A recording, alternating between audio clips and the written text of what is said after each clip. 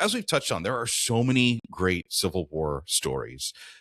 I got to say, one that was absolutely new to me that I can't wait for you to share with our listener is Morgan's Raid. What can you tell us about this? Because I had no idea that there is most of us think a raid is something quick, like it's maybe a day. This went for a month and a half during the summer of 1863, and they traveled from Kentucky into deep Ohio? Yes, and you're right. We consider raids to be quick, and they were quick, but they covered a lot of ground, and these quick raids lasted a long time until Morgan and his men were eventually caught. June to July 1863 was it was the longest cavalry raid of the entire Civil War. Now, of course, it was led by Confederate and brother General John Hunt Morgan, and roughly 2,400 cavalrymen crossed from Tennessee into Kentucky, then swept north into Indiana and deep into the Ohio Valley. Now, John Hunt Morgan, a brigadier general and Freemason raised in Kentucky, he didn't attend West Point, which made him more of a risk taker and less of a tactician. Morgan was a charismatic, bold, and somewhat unconventional cavalry commander, a sort of rebellious maverick of his day. Morgan inspired fierce loyalty, and he demanded fierce loyalty among his men. Morgan was the type of leader who led from the front, making him a model cavalryman, and his unit was one of the most effective raiding forces in the Western theater. Raiding forces, unlike standard units who travel heavily and hold their ground, a raiding unit relies on mobility and the element of surprise. Raiding units travel light, no wagons, few supplies. They're designated for speed, disruption, and psychological impacts. Whatever supplies they needed, they got along the way. Morgan was also impulsive and often disobeyed orders.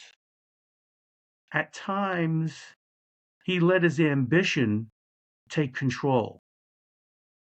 Now, an example of this is his decision to cross into Indiana and Ohio in 1863, directly defying General Bragg's orders. Morgan's goal was bold. He wanted to divert Union troops, spread panic across the Midwest, and disrupt Northern logistics during the heart of the 1863 campaign season. The raid lasted about 6 weeks and covered nearly 1,000 miles. Morgan's men destroyed railroad tracks, seized supplies, and forced local militias into skirmishes across dozens of towns. The deeper they rode into Union territory, the more exhausted and isolated they became. And by late July, Union cavalry cornered them in eastern Ohio. Most of Morgan's command was captured at Buffington Island along the Ohio River, and Morgan himself was taken near Lisbon, which is now Lisbon, Ohio, on July 26, 1863. Though strategically unsuccessful, the raid had huge psychological impact. I mean, Midwesterners, especially civilians, had never seen a Confederate troop, some of them, especially this far north. And it tied down tens of thousands of Union troops who might have been used elsewhere.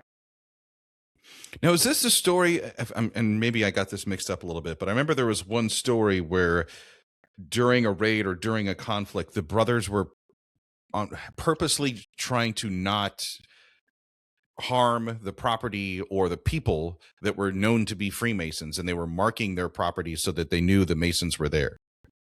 That is exactly right. And as a matter of fact, Freemasons would mark their property. Someone would put a square and compass on their property. Others would mount whatever Masonic paraphernalia they had. And there was one instance where Morgan pulled up at the residence of a doctor who was a Mason, and he fully intended to loot the doctor's properties and take whatever horses and supplies he could muster. But the doctor transmitted to him that he was indeed a brother, and Morgan gave the order to ride on.